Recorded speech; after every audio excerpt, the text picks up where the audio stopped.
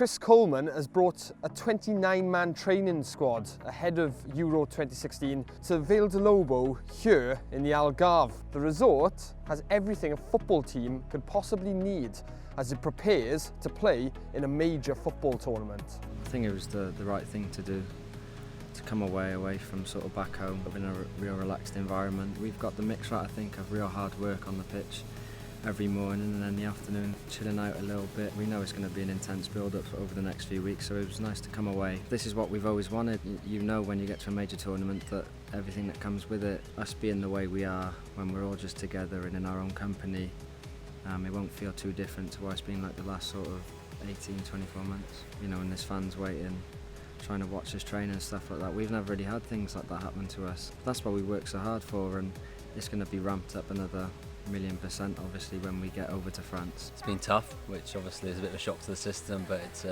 everyone needs it. The way we want to go to France and play, everyone needs to be chomping a bit and need to be as fit as they can, so it'll stand us in good preparation, definitely. It's nice to come to a place as lovely as this and get a little bit of sunshine as well. To be a part of it would be an amazing thing, but obviously being inside a training camp you do get isolated a little bit from it, which is probably a good thing in a way. You start talking to your mates and you realise what's actually happening and where we're going. It's obviously a massive moment and it's massive to be part of, but when you're in the moment and you're working hard on the training field, I think it's all part of your job, and you come here and it's obviously something to look forward to, but it's the old one where when you cross the line it's work, so I'm sure the lads will be looking at it that way going into the games. We work so hard for it, we need to actually enjoy it and try and take in as much as possible, but don't ever take away the fact that we want to go there and do well, and I think we'll find that balance right.